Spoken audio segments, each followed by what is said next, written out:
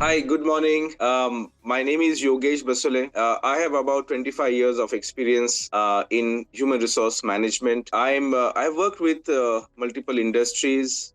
I have worked in IT company. I have worked for manufacturing industry, pharma, and I'm working currently with consumer durable industry. I have been throughout in India. I have largely been in Mumbai, and I love the way Indian industry is right now progressing, and the way India's story is going global. So I see a very optimistic future for India and Indian industry.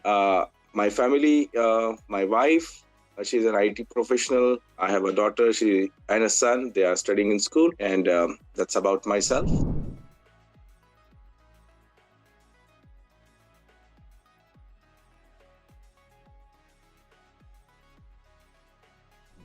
Yeah, it's a good question. Not even largely Indians, but as a humanity, I think everybody comes to work with an objective to do a good work. There definitely one is making living out of the work, but the idea is everybody has a good intent to deliver their best, their skills, their knowledge, offer their best. However, while the enabling environment is missing, then the kind of disengagement that sets into an enabling environment is a good manager who could manage, coach people well, guide.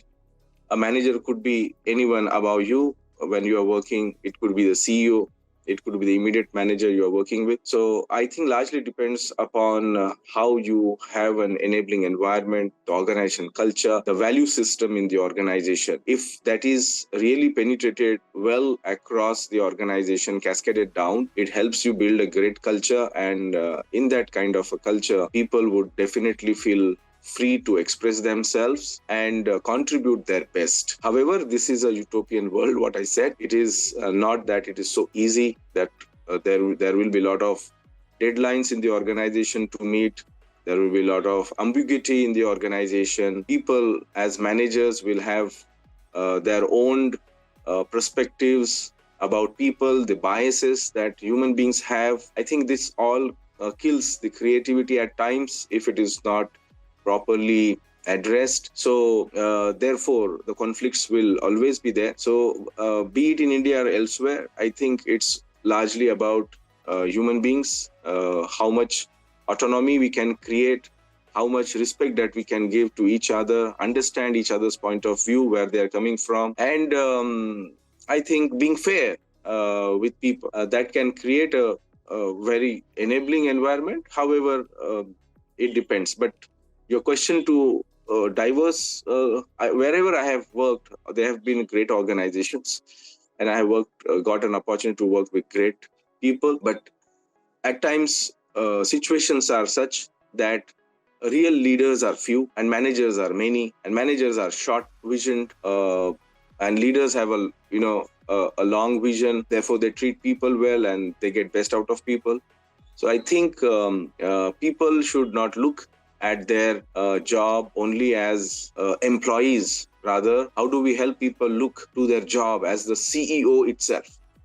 We are doing a program to everyone in the organization from the bottom of the pyramid. We are doing a program called You Are the CEO. From our sales bottom, rock bottom levels up, we are trying to change the perspective. How do you look at your job? My own perspective to job, for me, which brings me excitement, is my motto is my work is my experiment and my workplace is my laboratory. When I say this, a different level of imagery that goes through my mind, a different level of thought which goes through my mind. When I'm experimenting, I'm open to life. When I'm experimenting, I'm curious. When I'm experimenting, I don't mind being failed, because failure is also an input forward. Like Edison said, he tried 10,000 times to make an electric bulb. So that kind of a feeling, when it's there within you, I don't think there is a fatigue that comes.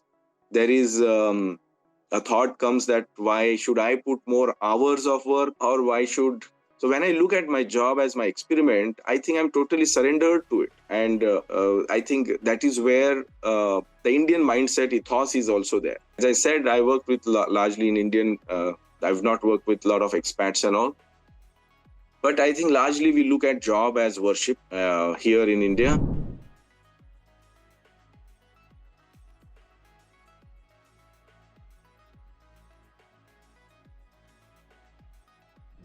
Well, I'll not like to say it is something to do with 70 hours, but it is rather to do with the mindset.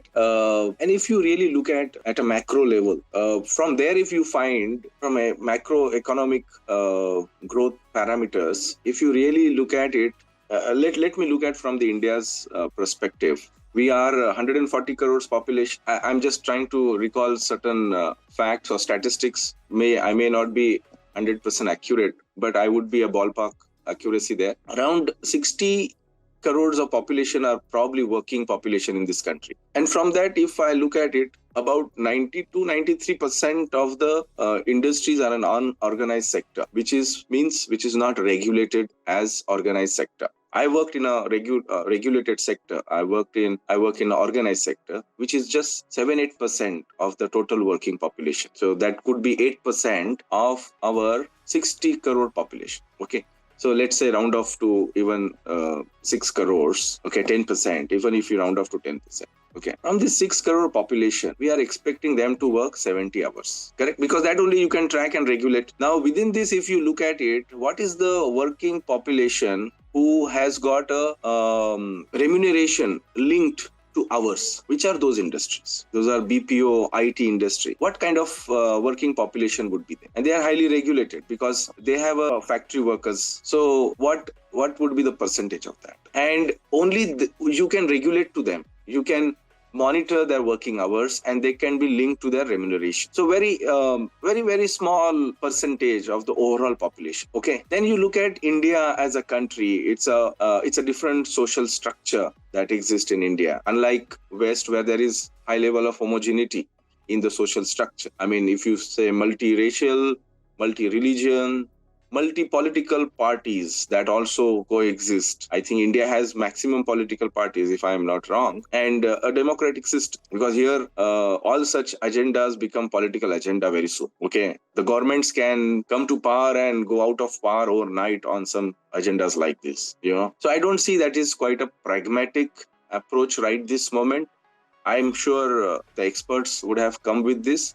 That is a need of the hour. I'm not saying that we have to enhance productivity. But how do you look at, I'm not very sure of statement I'm making, but I see, the jobless growth is a bigger threat to us as an economy. The growth in the economy will only happen when there are many jobs being created. Okay. But some kind of paradoxical situation that exists here as well. So India is a country which you can't read so well.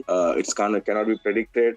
In COVID, you have seen that. We thought that the most casualties or issues would occur here, but we became the leader to emerge and even serve other nations on the planet by our innovation and speed to deliver, the vaccinations to the population larger beyond our boundaries even. So you can't predict Indians. And I think that's the beauty about being Indian. So when looking at this, 70 hours is not a solution to it. And it's not solution in the sense it's not pragmatic. Nothing wrong about it. And do you think that what level of population we are talking about? Even 50 crores of the population, which I would say is an unorganized sector. Even take film industry. I have some friends there. They work in some, the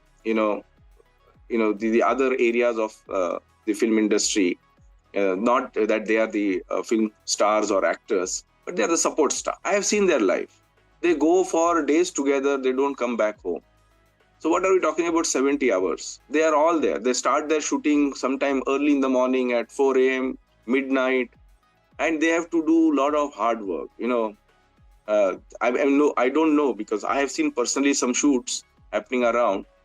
But these people, you call the so-called film industry the lot of glamour being there, but at the another dimension within the industry, you see these people are being, I would not use the word exploited, but nobody's looking at them. I mean, they are also working more than 70 hours, but nobody's talking about it. You talk about the gig economy nowadays. There are people doing multiple jobs. Okay. So somebody is in the Swiggy for 3-4 hours, 5 hours. Somebody is driving Ola 5-6 hours a day besides their main job. I see this scenario happening more in the metro, where opportunities are there. So I mean, it's not about people not wanting to work, and a lot of people are working. I think they are working 100 hours a week, but nobody is recording that. Okay, so these are all good to talk to, but how much impact is going to create? How much population has to overwork? 70 hours is for whom? And this, our business is more IT business, because there is a billing rate that happens with how many hours the IT worker works. So it's more a unilateral view about the economic growth on productivity dimension. And the unorganized sector is completely ignored, which is a major sector, because it's not regulated. Nobody monitors how many hours of construction workers are working, the laborers, the contract labor working in various industries, how much and who is regulating that. I think the productivity of people is really, really high. We don't have enabling environment, support system, tracking mechanism, rewarding mechanism. I think we need to create more. We should stop regulations which will kind of curtail productivity. Certain regulations which are there which curtails productivity, we should ease them off. And jobless growth, we need to address that. If only 1% of the population or 10% of the population work for productivity, and there is no jobs creation, I would prefer to have a situation there are more jobs getting created at a faster rate than few people who are anyway work more and earn more for themselves. So larger population can come into the jobs fold, the economic growth activity will happen faster, and that is a risk-free growth, I would say. So I think that's not a challenge today. We need to get more and more people. We need to get our diversity ratios better in the working population and get more people in the industry. Agriculture sector, for example, who is regulating how many people are working? In a family, all people are working in even the child labor is there in agriculture sector. Who is regulating that?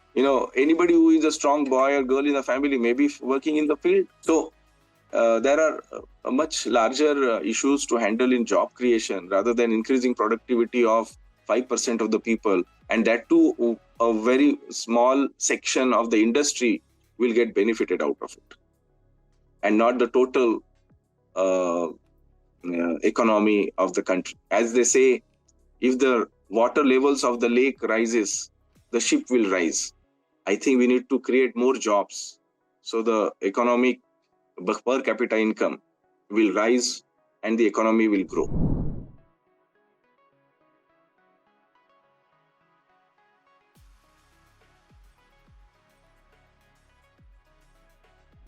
If you are talking about the AI, ML, that level of automation, I think, that is going to change. That's further a challenge and opportunity both.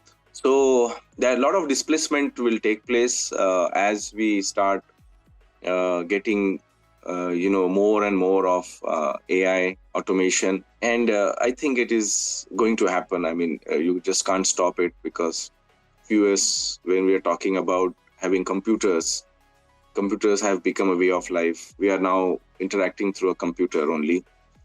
So AI will also happen. I think maybe a decade is a long time, much earlier than that. Probably lots of jobs which are so manual in nature, low-end jobs, will get automated.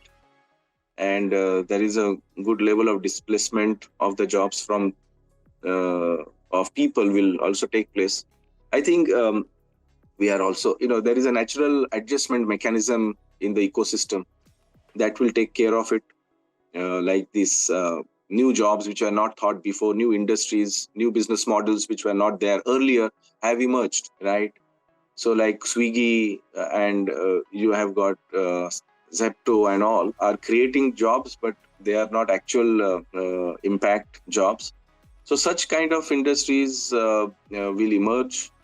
Startups are coming big way in India, failing also big way in India, but creating some kind of new avenues of employment. So, but AI will definitely create this, because end of the day, the businesses have become so competitive, and it's like you need to be, the whole world is moving towards too high level of consumerism. whether you like or not, it's happening. And it's a platform economy that we talk about. How many things we do in a day, which is not in the factory, but more on the platform. So it's a inevitable shift. I don't know it is a progress or it is the only possible way forward. But that is evident. It's happening at a faster rate. I think we should, rather than resist it, we should create a better harmony with that, and use better for creating more jobs. We need to align our education system, because then you have more avenues created for the.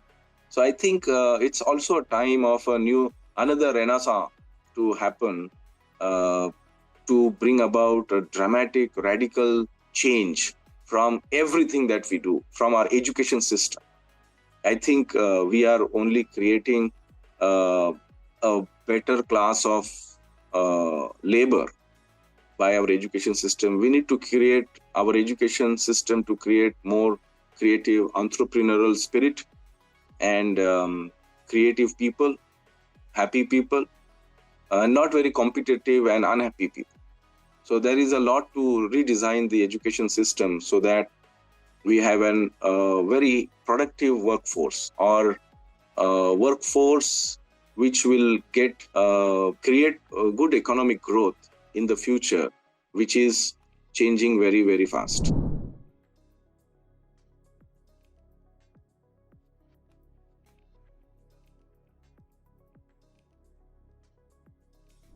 Yeah, I think it is an issue with definitely the way our education system is. Second, how many jobs that we can create. I think we should look at that also. And it is not alone government's responsibility. We have corporate social responsibility funds with a lot of companies. They have to spend X amount of money every year. So I think sensible job corporate should do here in creating, using this fund, and creating skill building. There is a skill building movement that they should take it really to a next level, and it should be a strong vertical. It should not be mere as a compliance. A lot of companies, because it is required to be done, so it's from a intent of a compliance to reforming the nation as an intent. Corporate should use the CSR fund, and there are always going to be these frictional gaps, and employability at what level we are talking about, basic skills level. So that is one dimension of that. Second dimension is the education system that should create skills right from early education, maybe from high school level. People should be able to little more focus on what they can really build themselves into in future. Our education system has to undergo a radical change. I don't have a formula right now, but our government has started doing a lot of actions, and I'm sure it is toward that, and it will create that kind of impact.